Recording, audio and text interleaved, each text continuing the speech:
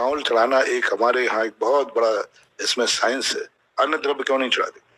चावल में एक नेगेटिव एनर्जी को बाहर फेंकने की क्षमता होती है।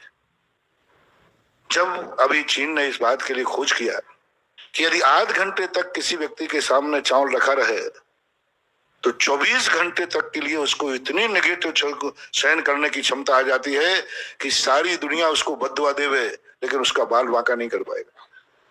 आदि आप पुंज लेकर के भगवान के सामने पूजा कर रहे हैं 10 मिनट भी, इसलिए मैं हमेशा कहता हूं थाली को सामने रखना चाहिए।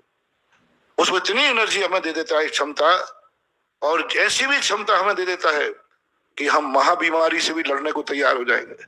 अभी हमारी क्षमता नहीं थी, लेकिन अष्ट द्रव्य की थाली पूजन में रखी, उसमें चावल रखा है और प्रतिदिन वो द्रव्य को भगवान की भक्ति पूर्वक चावलों को सामने रखता है। एक दिन इतना टॉनिक का काम करेगा कि जो सेल्स हमारे उस बीमारी से लड़ने की क्षमता खो बैठे थे उनमें इतनी क्षमता आ जाएगी कि वो बीमारी से भी लड़ सकता है। ये चावलों के संबंध में हमने एक दिन बहुत 1-1.5 घंटे प्रवचन दिया था। कितने गुण चावलों में। चावलों के सामने अष्टद्रव्य के साथ यदि आपने भक्ति पूजा की और आपके सामने सही थाली सामने रखी है और आपका दुश्मन यदि आपको मारने के लिए तीर फेंक दिया, तलवार फेंक दिया, चाकू फेंक दिया, इतनी नेगेटिव और शक्ति अपने पास आ जाएगी नेगेटिव को फेंकने की कि उसका बार चूक जाएगा और तुम बच जाओगे। इतनी शक्ति है। अष्टद्रव्य की पूजा करके यदि तुम गए हो, कोई तुम्हें बदुआ दे रहा है, तुम्हारा दुश्मन है, बुरा विचारता है, 24 घंटे तक उसकी बदुआ आपको कुछ भी नहीं कर सकती। नजर किसी को लग जाती है तो उसके लिए अष्टद्रव्य की पूजा से एक अर्घ चढ़वा दी। मैंने कई प्रैक्टिकल किया, हालांकि नजर को मैं उतना अच्छा ज्यादा फिर भी लोग मानते हैं। मैंने उनसे कहा कुछ जन नहीं, जाओ इससे भगवान का एक अर्घ चढ़वा दो। इतने पे भी ना उतरे तो अष्टद्रव्य की थाली से पूजा करा दीजिए। कैसा भी बद्दुआ नजर लगी होगी, बुरी दृष्टि होगी, अष्टद्रव्य की पूजा के बाद वो खत्म हो जाएगी। चावलों में इतनी शक्ति होती है। भोजन के बाद चावल क्यों खाया जाता है? लास्ट में खाने का अर्थ क्या है? और कई कारण होंगे। इसलिए कि हमने जो भोजन के अंदर लास्ट में चावल खाया है, ये हमें भोजन के बाद मुझे बाजार में जाना है, भोजन के बाद दुनिया में जाना है, कोई भी निगेटिव शक्तियां हमसे टकराएंगी तो अंत में खाया हुआ चावल हमारी जिंदगी को सुरक्षा करेगा। बहुत बड़ा इसका सिद्धांत। चावल में अन्न जैसे गेहूं आदि में ताकत नहीं है, मक्के दाने आदि में ताकत नहीं है, उनमें इतनी शक्ति नहीं है। जैसे दूध तो सभी होते हैं, लेकिन गाय का दूध अलग गुण वाला होता है।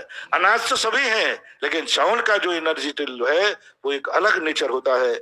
इसलिए भारतीय संस्कृति में हर संप्रदाय वाला पूजा में चावलों का प्रयोग करता है।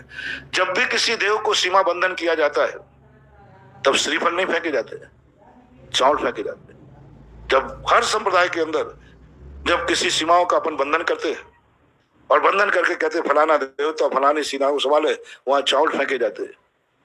और जो अक्षत चावल है और पीले चावल है, इन दोनों का भी नेचर बहुत अलग अलग होता है।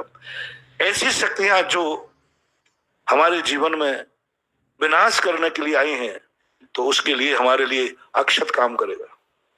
ऐसी शक्तियां जो हमारी हितैषी बनकर के हमारा विनाश करने आई हैं, मतलब दुश्मन बन के नहीं, मायाचारी छठ कपट बन करके। एक तो आता है सीधा दुश्मन बन के, और एक आया है छद्म भविष में, तो पुष्प उससे रक्षा करता है।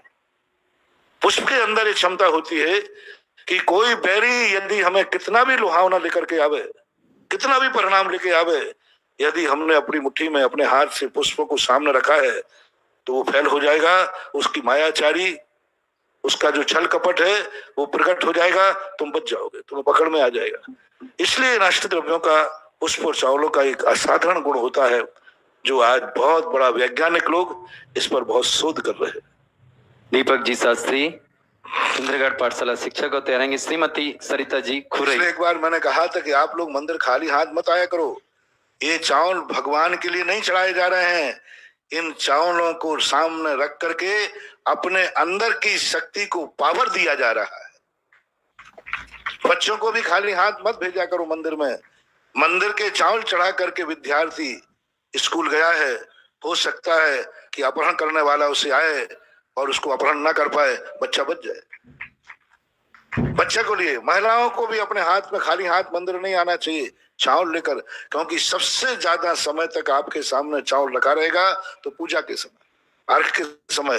तो इन सब के कोई रीजन है, ये मात क्रियाएं नहीं है, ये क्रियाकांड नहीं है। क्यों चढ़ाए जाते चावल? अन्न दर्शन की बात तो समझ में आती है कि उनके भगवान भोग लगाते हैं, तुम्हारे भगवान तो भोग भी नहीं लगाते, फिर चावल किस लिए चढ़ाना? भगवान को खाना नहीं है और भक्त को खाना नहीं है, फिर क्यों चढ़ाए जाते हैं? हम आजकल क्रियाओं के जो साइंस है वो खोज नहीं पा रहे, और लोग कहने लगे कि भगवान जब खाते नहीं तो चावल क्या चढ़ाना, खाली हाथ डोलते चले जाते हैं। क्या मतलब पड़ा इनको? हम तो भाव पूजा कर लेंगे। भाव पूजा करने वालों के अंदर एक दिन ऐसी जिंदगी आएगी कि उनकी क्षमता 2 मिनट में कोई सामने आ जाएगा तो उसकी चपेट में आकर के घबरा के मर जाएंगे। इसलिए हर गृहस्थ के जीवन में कोई ना कोई दुश्मन होता है। हर गृहस्थ के जीवन में नेगेटिव पॉइंट बहुत ज्यादा आते हैं, खतरे बहुत हैं आपके दिन। हर पॉइंट पे खतरा है। आप गाड़ी से चल रहे हैं, खतरा है, एक्सीडेंट का खतरा है। आप व्यापार कर रहे हैं, खतरा है। आपके पड़ोसी से खतरा है। हमारे लिए कम खतरे हैं, आपको ज्यादा खतरे हैं। इसलिए आपको जितने ज्यादा खतरे हैं, इसलिए गृहस्थ को 24 घंटे में एक बार मंदिर में चावल लेकर के ही जाना चाहिए, क्योंकि आपको खतरा ज्यादा है। हम लोगों को ज्यादा खतरे नहीं है, और है भी तो उन खतरों को हम खतरा मानते नहीं है। वो तो मुझे अपन लोगों को निर्जरा के कारण बन जाते, इसलिए हम लोगों को जरूरत नहीं, आपको जरूरत है चावल की।